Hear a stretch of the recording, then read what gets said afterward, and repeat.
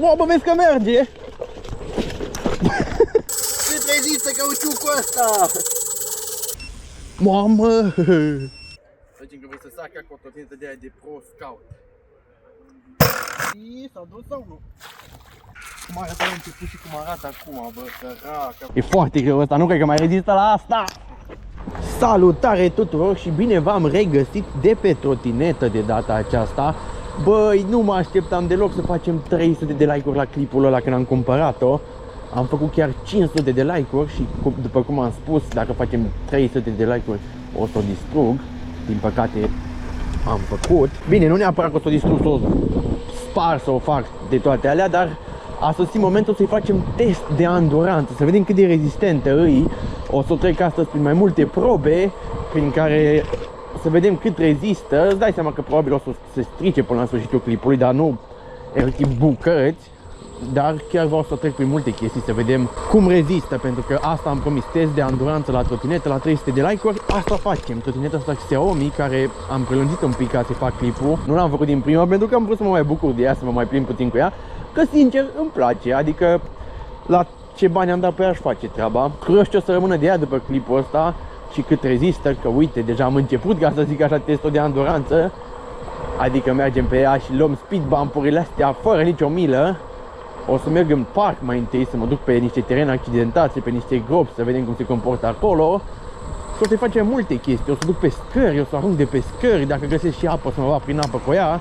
Dar o să încerc totuși să am grijă să nu mă lovesc eu, că ideea de astăzi este să vedem cât rezistă trotineta, nu eu. Așa că trebuie să fiu atent și nu o să pot să fac chiar cele mai extreme chestii cu ea. La banii ăștia rezistă, uite, ca și cum mă bag în bordura asta, dar am ridicat de față, ca să nu mă lovesc, că dacă mă bag în plin în bordură, cred că cad. Uite, acum o să o coborâm pe asta fără să ridic ceva. Bă, a rezistat, bine, s-a oprit, dar a rezistat. Și cam așa arată ea acum. Încă n-are nimic, nu joacă aici, joacă un pic roata din spate, nu i-am mai pus aripa aia, dar nu-i strâng nimic la ea și nu-i nimic spart. Scos după ce îi dau drumul de pe niște scări sau ce mai fac cu ea, dacă o să fie ceva spart la ea. Bă, mi se pare că nu merge acum. Cum era deja să se fi stricat, uite că merge. Uite că ce veni și gropi, dar trebuie să am grijă că e lume prin parcul ăsta, să nu dau peste cineva. Vine o dita-i trotineta cu muzică, ia vezi. Trebuie să luăm undeva în stânga unui teren mai rău ca să îi dau.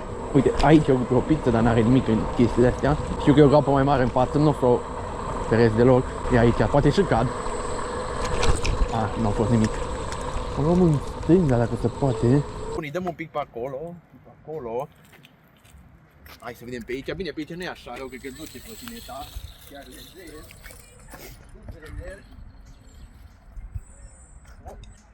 Dăm pe aici prin gropi. Bă, ce patinează!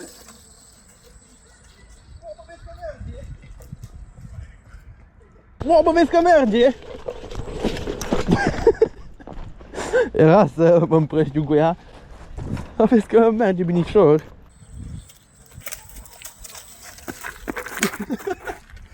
Bun, bă, au rezistat un pic. Hai să vedem dacă pot să fac să scoată fum din roți. Stai. Da, aici e cam pietre. Hai, mă.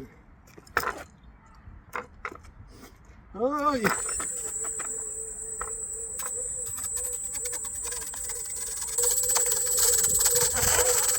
Nu dau seama dacă e fum sau doar praf. Mai aproape. Cât rezistă cauciucul ăsta? Mamă, uite ce am făcut acolo. Burnout, nu glumă. Da, băi, ajunge, hai să vedem. Mamă, vezi că e și bine din cauciuc. Ai, cum miroase. Bă, o rezistat și la asta. Bine, ca să-i vai de el săracul, nu e un cauciuc nou. M-aș băga în grămada aia cu ea.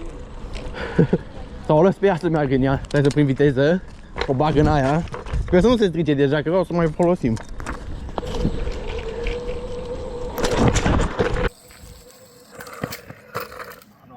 Am crezut că o să se strice, dar real e doar nisip. Nu-i pământ. Mai merge?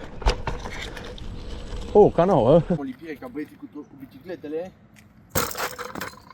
Nu prea au ricoșat, sincer, chiar nu se simți rău pe ea. Da, bravo, rezistă. Hai să vedem unde merge. Avem de nivelăturile astea, cred că să și văd. Și vreau să-i dau un pic pe ele cu top speed, fără să ameliorez, să văd dacă rezistă. Bă, niciun stres. Niciun stres. What?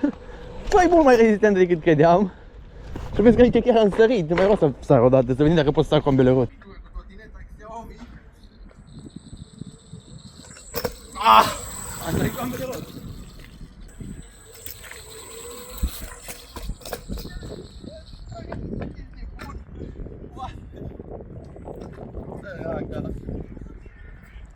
Hai să ne mergem. Nu știu ce are, am mers un pic cu ea și uite ce face. Hai să o prind și să o pornim. Ce are, mă? Sper că deja nu s-a stricat. Am dat restart. Merge acum?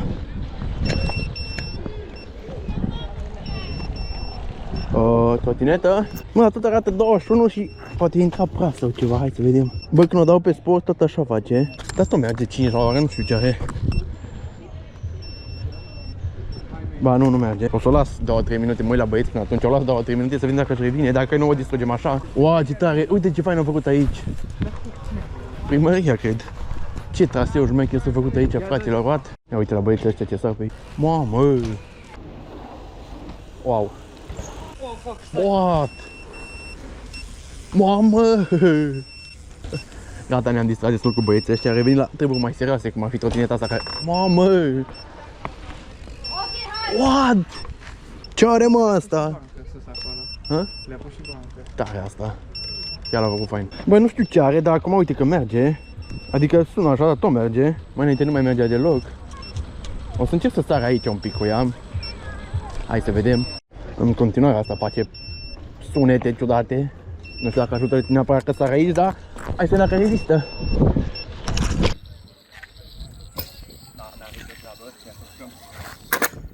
Bă, chiar lejer. Ah, o să mă suna bine. Hai să vedem. Atinge aici? Nu atins aici, mai încă. Hai să auzim.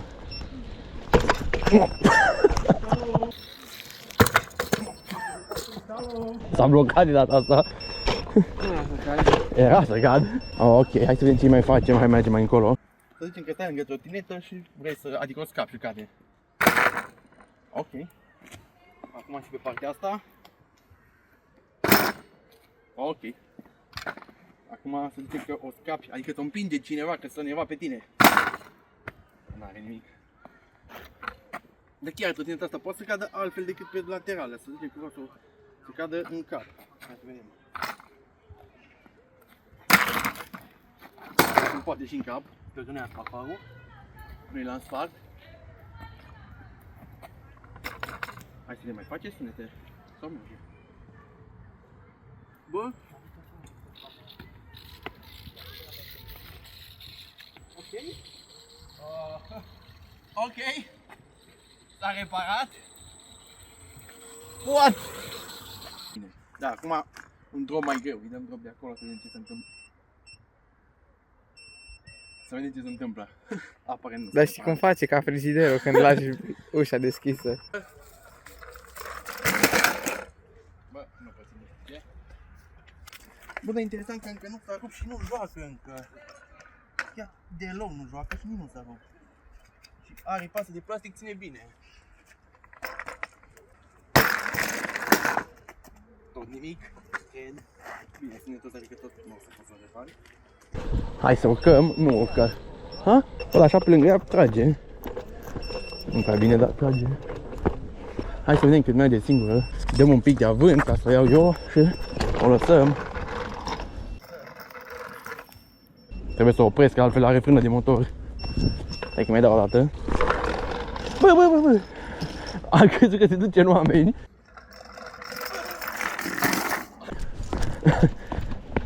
Ia vezi ce să vârte roata. Dacă bag o trântă de aici. Bine, real nu e așa de bună până jos. Să zicem că vrei să saci acolo o trotinetă de aia de Pro Scout. Ok. Cred că e GG. Bă, dar nu se rupe sau nu joacă. Deloc nu joacă. Eu nu înțeleg cum nu arată din spate joacă. Bă, teoretic, ea rezistă când mergi prin băl sau prin ploaie, nu? Hai să băgăm în apă, să vedem dacă mai rezistă. Deci oricum nu mai merge. Acum va fi unea cu ea în apă. S-a dus sau nu? Atâta e apa, gen. Am ajuns la fund. O, nu credeam că e așa mică.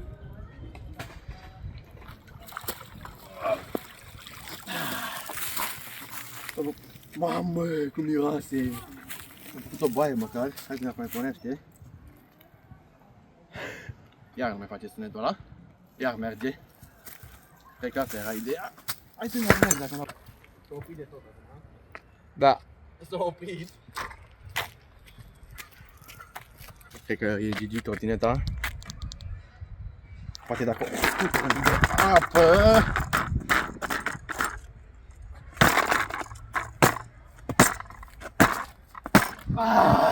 Da, hai să mergem undeva să căutăm niște scări, să-i dăm un drop mai mare. Bă, oricum, în ce am testat-o până acum, sunt condiții ireale, nu o să faci asta cu o trotinetă vreodată. Acum avem scările astea și vreau să dau drumul, nu știu dacă o să ajungă până jos. Încercăm mai întâi de la asta, că cred că de aici acum nu o să treacă. Și dăm pe aici în jos. Gata? 3, 2, 1 și...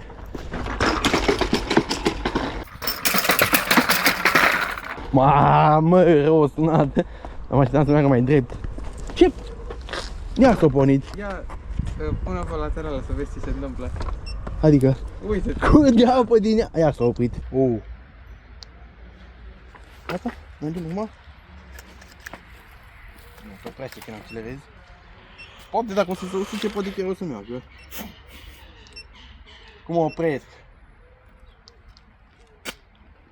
Mă arată că se încarcă. E bine. Și nu pot să o opresc. Ok, nu știu ce are, nu pot să o mai opresc. Ca și construcție chiar e bună, dar software nu prea. Nu intra ceva la roată. În fine. Bă! What?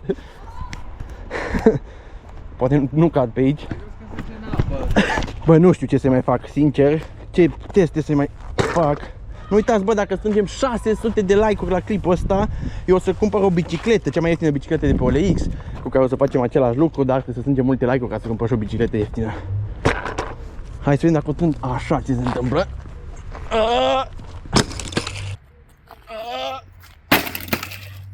Bă, mi-e milă, bă, nu mai vreau. Băieți, să vede? Da. Nu mai pot să fac turban polo. Așa. Și s-a blocat roata din spate. Rău. Și acum să-mi fie foarte grea. Poate așa deblochez. Bă.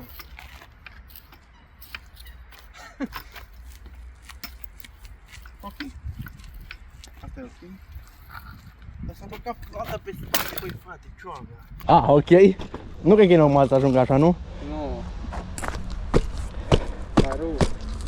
Nu s-a rupt. Da. E vreo piatră pe aici? Bun, trebuie să o reparăm acum. No.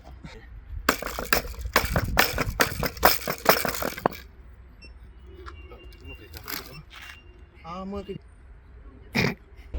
Ai rupt făcut. No. Asta o să o păstrez ca souvenir. Gata, merge. Hai să mai pornește. Bombă. Bă, nu pornește.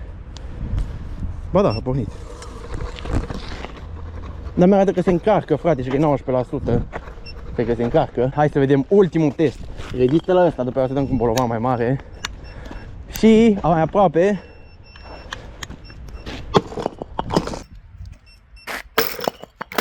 Da.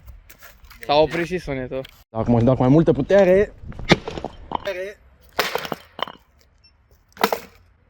Bă, cred că se sparge piatra și ea nu. Bă, dar interesant că nu s-a rupt încă aici, tot poți să stai pe ea și să sar pe ea. What?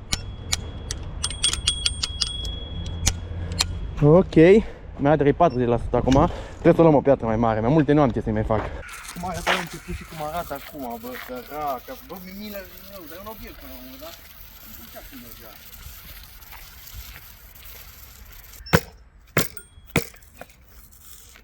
Bă, vezi că și-am mai dat drumul. Cheto sună!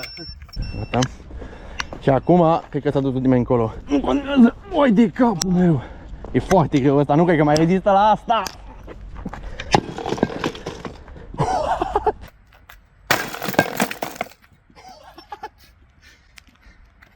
What? Nu o pot rupe, fraților, nu o pot rupe, efectiv. Asta nu s-o bucată din pic. Nu se rupe.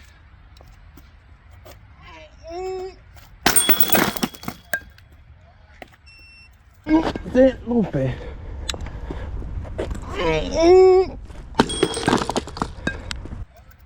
Da, nu se rupe, vezi. Și nu mai am ce să mai fac, îi dau și aici una.